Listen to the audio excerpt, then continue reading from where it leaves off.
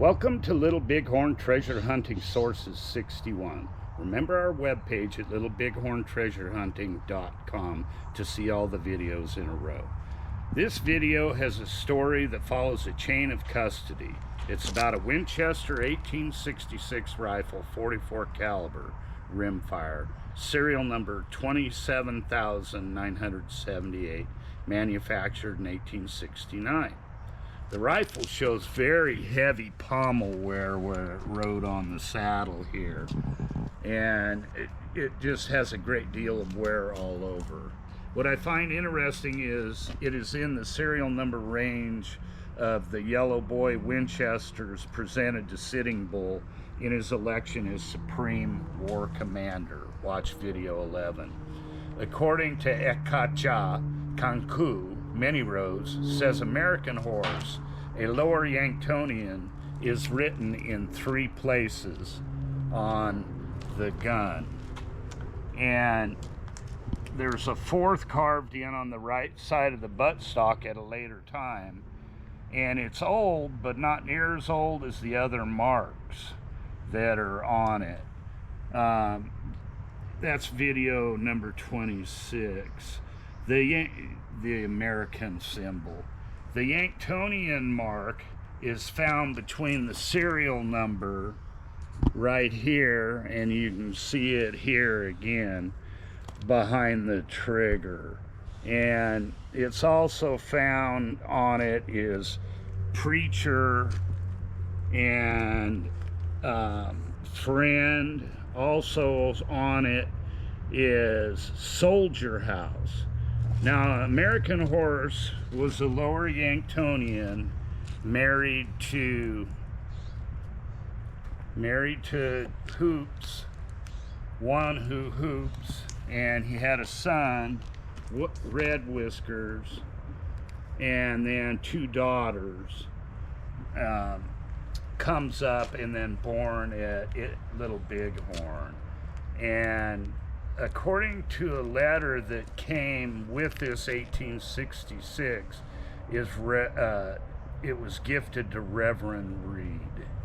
And the letter states, Reverend Reed Collection, Standing Rock Reservation, Fort Yates. All items have been in possession of the Reed family and accumulated during the Reverend's time at Standing Rock Reservation, Fort Yates. Reverend and Mrs. Reed came to Fort Yates in 1888 and stayed 20 years in a place they built just south of the fort. This place was called Mission Flats, which included a hospital, school, chapel, and a food distribution center. Reed was fluent in Sioux language and used the language to help the Indian people in all aspects of reservation life. In all, he built 8 churches in the region. He endeared himself to the Indians when he went to Sitting Bull's village and held the services for the slain chief. So he actually buried Sitting Bull in his first burial. And there, of course, is videos on that. Mission Flats Inn on the Standing Rock Reservation, one of the several communities that span both North and South Dakota. During his work with the Sioux, he gained an accumulation of everyday items that were part of the existence on the reservation. That includes clothing, beautiful beadwork, Indian adorations, etc. In addition to those are photographs taken by a number of now famous photographers. Most photos were taken by Frank Fisk, who lived on the reservation during Reverend Reed's quest. All aspects of Indian life were his subjects. He was a native of the Dakotas and grew up with many of his subjects. A collection of his photos now reside in the Library of Congress. Reverend Reed's influence was felt throughout the Dakotas with a park and cemetery named on his behalf. The Reverend had 3 children. He was buried in that cemetery along with his wife and children.